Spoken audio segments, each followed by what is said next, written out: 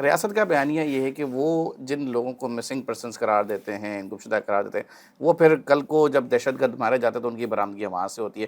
یہ لوگ ریاست کے حق میں، ملک کے حق میں ان کی بات نہیں کرتے، لیکن ان مسنگ پرسنس کی لاشیں یا وہ جو دہشت گرد ہیں جنہوں نے جلال آباد جعفر آباد ایکسپریس پہ حملے کیے، ان کی لاشیں ضرور وصول کرنے پہنچ جاتے ہیں. مطلب ریاست کا ایک بیانیہ اس طرف کھڑا ہوا ہے کہ بھائی یہ لوگ جو ہیں وہ پاکستان کے مخالف ایکٹیویٹیز میں ملوث پائے جاتے ہیں، اور ایسے شواہد بھی ٹھوس ہمارے پاس موجود ہیں کہ یہ ان کے اندر انوالو ہیں. آپ کہہ رہے ہیں کہ ان کو سیاسی آزادی میسر نہیں ہے.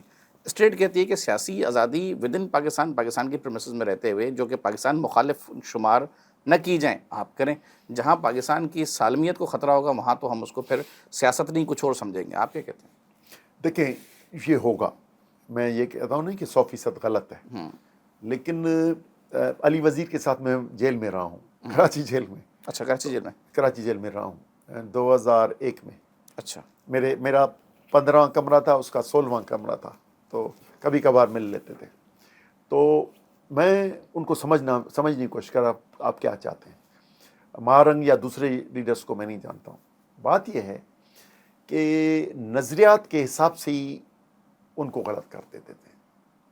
تو ہماری یہ پریکٹس ہی ہے. دوسرا مسنگ پرسنس میں ہوگا یہ جو آپ کہہ رہے ہیں. میں یہ نہیں کہتا ہوں کہ ریاست کا بیانیہ غلط ہے، کافی بہتر ہوگا. یہ ان کو رپورٹس ہوں گی، ہمیں وہ رپورٹس نہیں ہیں. صحیح ہے. لیکن میں سندھ میں دیکھتا ہوں کہ سائن جی ایم صاحب 3 دہائیوں سے زیادہ بند رہے. کون سے ملیٹنٹ تھے، کون سا جھگڑا تھا، اور ان کی پاس جو بیانیہ تھا وہ کتابوں میں لکھا ہوا ہے. کوئی نہ چھپا ہوا. اوتاق پہ بھی وہ تھا، تو باہر بھی وہ تھا.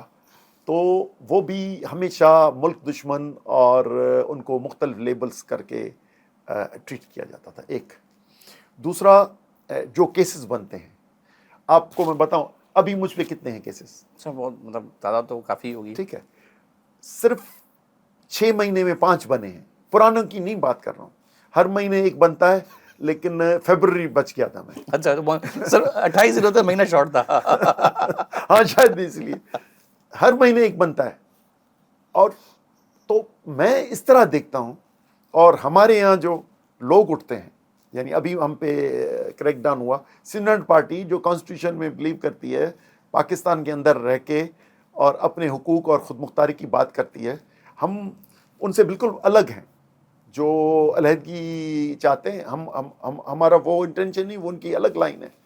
لیکن جب آپریشن ہوتا ہے، اب 8 فروری کا ہوا تو ہمارے اضلاع میں سے کئی کو اٹھا لیا گیا اور دہشت گردی کورٹ میں اناؤنس کر دیا گیا. ہمارے ابھی بھی مورو کیس میں اٹھا کے، اور 1 سال سے پڑے ہوئے ہیں لوگ، اور ان کو نہ اے ٹی سی سنتی ہے، نہ سیشن جج سنتا ہے، نہ ہائی کورٹ سنتی ہے، نہ سپریم کورٹ سنتی ہے. ہم سب کا دروازہ کھٹکھٹا رہے ہیں. تو یہ ہم اس کے نظر سے دیکھتے ہیں پورے ملک کے اس میں، تو ہم یہ سمجھتے ہیں کہ ایسا ہی ہوا ہوگا. ایسا ہی ہوا اسی لیے ہم اخلاقی طور پہ ان کی پریسیڈنٹ سیٹ ہوا ہوا ہے. اخلاقی طور پہ مدد کرتے ہیں. لیکن ہم گہرائی میں ہم یہ نہیں کہہ سکتے کہ ملیٹنٹس بھی ہیں، ملیٹنسی بھی ہے، ادھر بھی ہے.